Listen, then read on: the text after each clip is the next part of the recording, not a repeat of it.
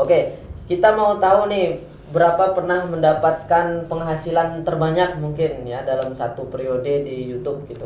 Kita pengen tahu, pasti kamu kepo ya, kita dengarkan jawabannya. Silakan. Oke, karena channel saya itu kontennya waktu itu tentang tutorial, yang terbanyak saya bisa dapat.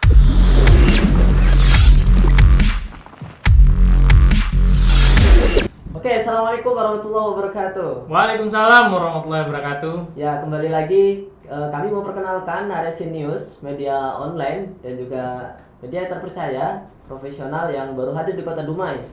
Dan kami akan menghadirkan sosok-sosok orang-orang hebat di ruangan podcast kami. Dan pada kesempatan kali ini kita telah hadir seorang anak muda dengan multitalenta, ya. Beliau adalah Ismail Halawa, salah satu YouTuber Kota Dumai yang punya subscriber sangat banyak sekali. Ya, silakan memperkenalkan diri. Oke teman-teman, saya Ismail Halawa. Jadi kebetulan kali ini diundang oleh Narasi News untuk mengisi tentang pengalaman di YouTube ya. Ya, benar sekali. Oke teman-teman semua, kami akan mengadakan perbincangan yang sangat menarik sekali dan tentunya dengan isu-isu terkini tentang seputar YouTuber. Jadi jangan lewatkan perbincangan kami sampai selesai.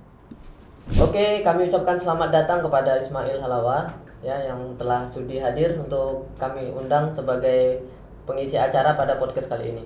Baik, pemirsa semuanya, kita mengetahui fenomena YouTube ya, ternyata YouTube saat ini menjadi lirikan banyak orang, bahkan artis-artis banyak yang terjun ke dunia YouTube, bahkan banyak sekali orang-orang yang menginvestasikan untuk belajar YouTube dan juga membuat channel YouTube dan lain-lainnya. Dan hari ini kita kedatangan tamu seseorang ya yang bukan artis ya, tapi akan menjadi artis gitu ya. Amin. Amin ya.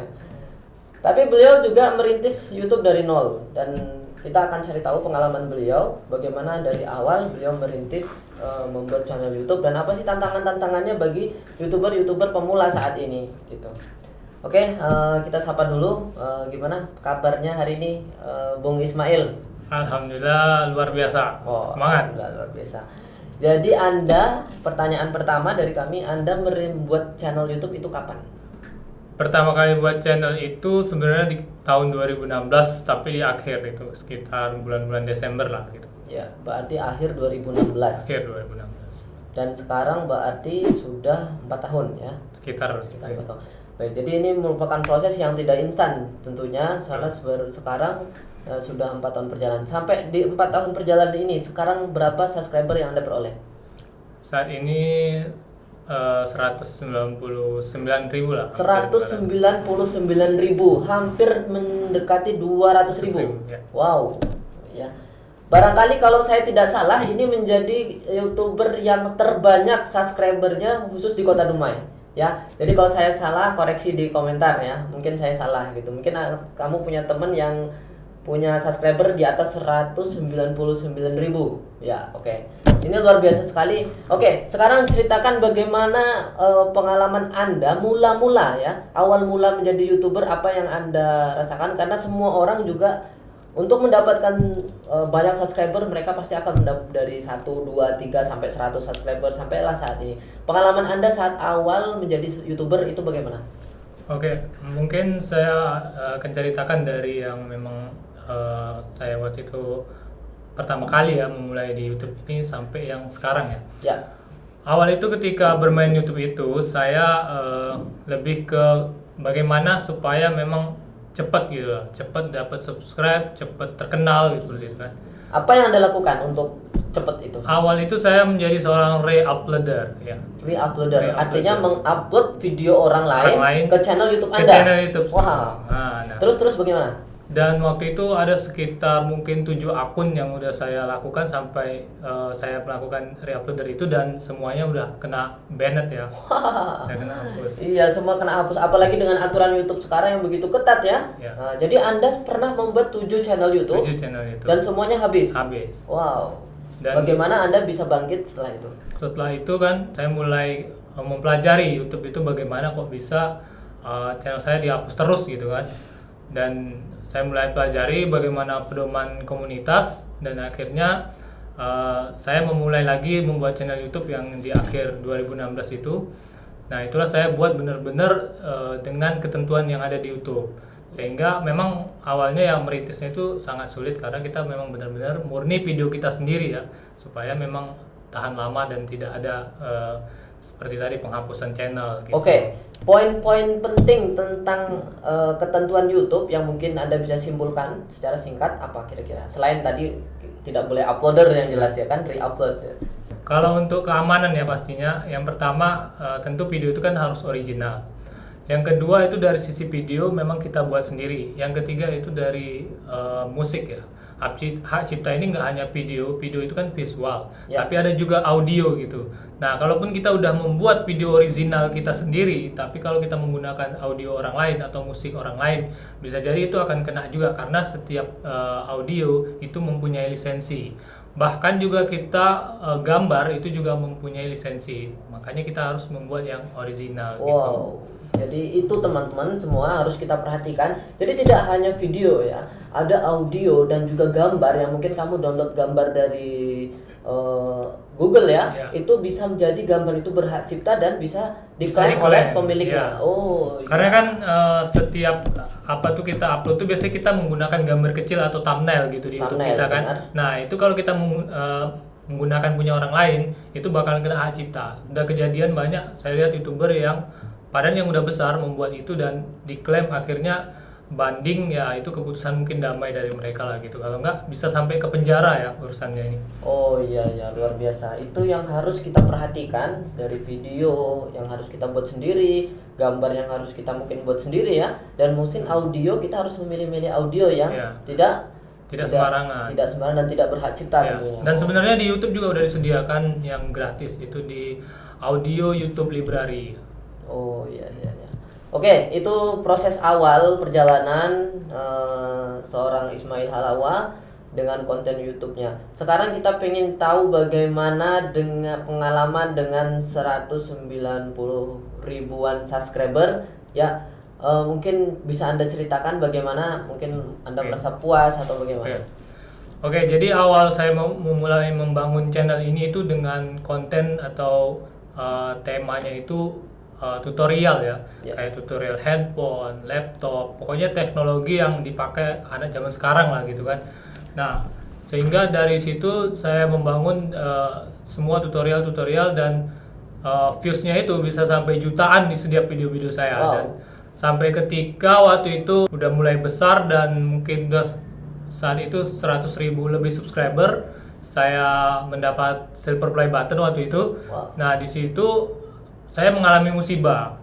Kayak mengalami musibah waktu itu kena inilah penjara gitu ya. Ada waktu itu kan saya kena penjara dan akhirnya ya setelah itu beberapa dan bebas itu udah sempat nggak mikir konten lagi sebenarnya. Jadi setelah bebas itu ya meninggalkan itu dan waktu itu kerja di bank ya waktu itu kan. Nah ya, sebenarnya udah mau berhenti sih sebetulnya itu kan. Iya.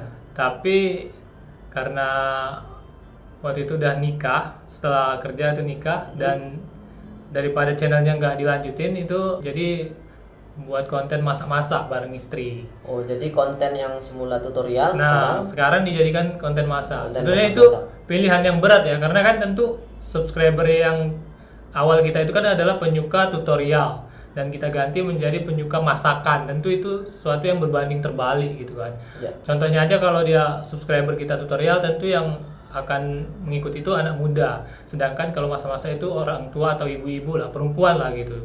Contohnya. Nah, otomatis ketika itu seperti mencari penonton baru lah gitu. Ya. Jadi saat ini walaupun saya membuat tutorial masak-masak, tetap subscriber itu nambah terus karena dengan video yang lama sebetulnya. Oh, gitu. Nah, jadi sampai ini. Tapi bagaimana kalau seandainya satu channel YouTube itu kita kalau Anda kan sekarang fokus ke channel masak-masak. Ya. Bagaimana kalau satu channel YouTube itu kontennya itu campur-campur gitu, ada masak-masak, ada tutorial, mungkin ada cover lagu, ada macam-macam gitu dijadiin satu itu bagaimana? Nah, seperti ini. Di situ tadi saya mau menyampaikan poin penting dari apa yang saya alami ini. Jadi kan kalau kita biasanya ada yang upload banyak-banyak ya, macam-macam konten lah gitu, seperti yang dibilang tadi. Nah, itu sebenarnya akan menjadi sesuatu yang buruk untuk channel kita. Contohnya saya mengalami sendiri pindah dari tutorial ke masak-masak itu penurunan view bahkan sampai sekarang malah jauh gitu kan. Ibaratnya kita mengulang membuat penonton baru lagi untuk yang penyuka masak-masak. Jadi gitu. Nah, kenapa kita tidak merekomendasikan untuk membuat konten yang banyak sekali dalam satu channel? Itu karena misalnya kita membuat ada konten satu masak satu game misalnya. Nah, penonton yang menyukai game ini belum tentu akan menyukai penonton yang masak-masak gitu. Artinya kita harus punya satu. Artinya kita harus punya satu konten aja. Satu konten. Kalau masak aja. Masak-masak terus. Gitu. Kalau game aja. Game aja terus. Oh begitu. Ya. Jadi ini adalah poin penting yang kita harus tahu ya teman-teman, bahwa ternyata kalau punya konten YouTube cukup satu saja. Kalau tutorial saja. Tutorial aja. Ya. Oke, kita mau tahu nih berapa pernah mendapatkan penghasilan terbanyak mungkin ya dalam satu periode di YouTube gitu. Kita pengen tahu, pasti kamu kepo ya, kita dengarkan jawabannya. Silakan. Oke, karena channel saya itu kontennya waktu itu tentang tutorial, yang terbanyak saya bisa dapat 11 juta per bulan. Ya, luar ini biasa, langsung ya. terang-terangan aja ya. Karena kan kalau tutorial ini dia nggak nggak merata gitu kan. Jadi ada yang tutorial banyak yang ditonton, ada yang enggak juga karena tergantung minat. Jadi ya itu paling banyak bisa 11 juta per bulan, tapi standarisasinya waktu itu 7 juta per bulan. Oke, luar biasa sekali.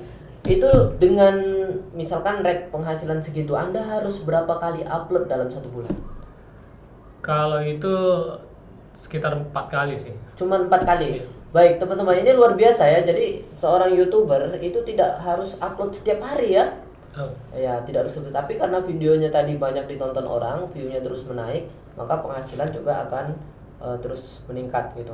Oke, kita pengen tahu apa rencana Anda setelah Anda sudah mendapatkan silver play button, artinya sudah 100.000 subscriber lebih ya. Apa rencana Anda dengan konten yang sekarang sedang Anda kembangkan? Kalau untuk konten yang sekarang, saya lebih serahkan itu ke istri saya karena tentang masa-masa ya. Nah, itu saya serahkan ke beliau karena saya juga ada kerjaan di dunia nyata ya. Yang saat ini juga saya bergabung di channel YouTube Konco Project. Mungkin teman-teman bisa lihat nanti di situ. Jadi kita tim ya, gitu bersama narasumber. Kalau Konco Project jangan nggak perlu kita tanya ya gitu. Teman-teman sudah bisa saksikan langsung di itu. YouTube ya, Konco Project ya. Mungkin saya saat ini juga bergabung di situ dan ada pekerjaan lain sehingga saya tidak menghandle YouTube saya lagi. Itu saya serahkan dengan istri saya, tapi tetap kita akan upload di situ. Sebenarnya kalau teman-teman ingin mengembangkan YouTube itu benar-benar menjadi pemasukan utama ya, teman-teman harus serius. Karena saya punya kegiatan lain ya, saya harus, memang setiap hidup itu kan ada pilihan. Nah, saya memilih untuk mengembangkan yang lain gitu. Ya, tapi tetap walaupun Anda tidak fokus, tapi tetap per bulan Anda bisa mendapatkan hasil tentunya. Iya, betul. Nah, itu dia kelebihannya. Jadi YouTube ini salah satu aset digital yang memang sekarang lagi dikejar banyak ya, sampai artis-artis itu turun membuat YouTube gitu. Kenapa? Karena dia dengan sedikit upload sebulan berapa kali, penghasilannya akan tetap jalan terus-menerus. Oke, kita minta saran mungkin bagi pemirsa kita, barangkali ada YouTuber pemula, apa sarannya kira-kira untuk YouTuber pemula? Oke, mungkin kan karena fenomena yang sekarang ini banyak orang yang ingin menjadi YouTuber ya, apalagi udah artis juga udah masuk gitu kan. Artinya artis ini menjadi saingan nih. Menjadi saingan berat saingan terberat ya. Ditambah juga ini masa pandemi yang susah untuk keluar, ini sangat cocok sebenarnya kita membuat YouTube ya, sebenarnya jadi pemasukan kita gitu. Mungkin ini ya sedikit saran atau tips lah untuk YouTuber pemula dari saya gitu kan. Yang pertama untuk YouTuber pemula ya, sebelum kita terjun ke YouTube-nya untuk membuat channel, itu yang paling pertama kali kita pikirkan atau kita buat itu adalah ide atau konten yang akan kita buat nantinya gitu.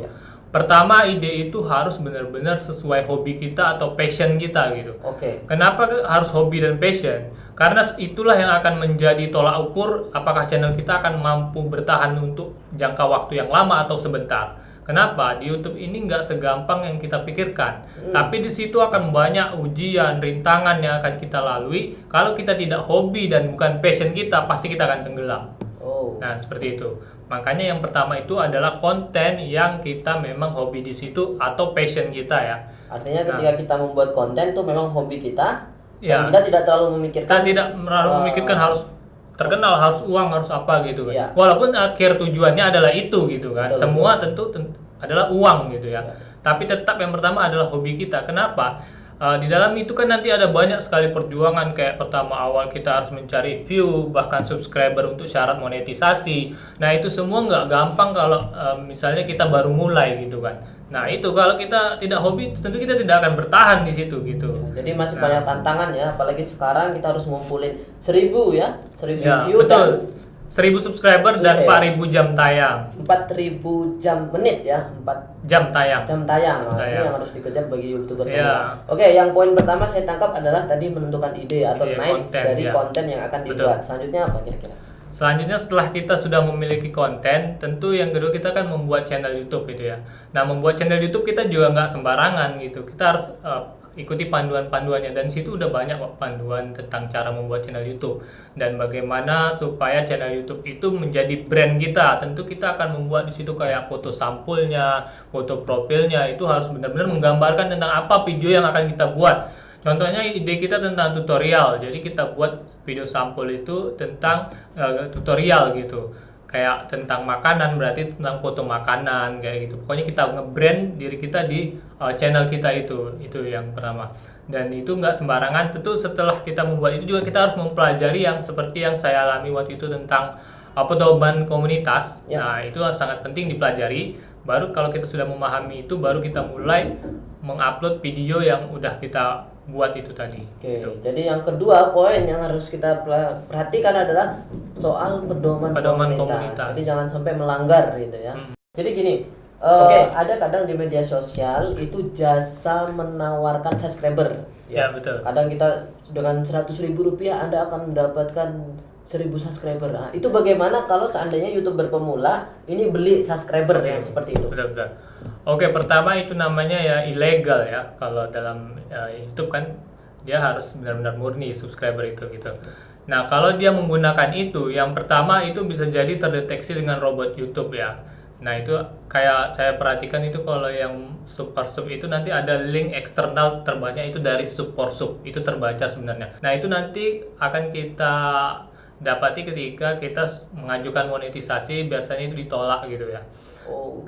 Tapi saya juga dulu pernah mencoba itu, tapi di awal itu nggak langsung semua ya, agak-agak beberapa 500-an mungkin. Setelah itu saya murni gitu, dan dulu mungkin nggak seketat sekarang. Kalau Ya, sekarang jadi lebih ketat. Super sub itu maksudnya kita meminta orang lain subscribe di channel kita dengan catatan kita juga harus subscribe ke Ya.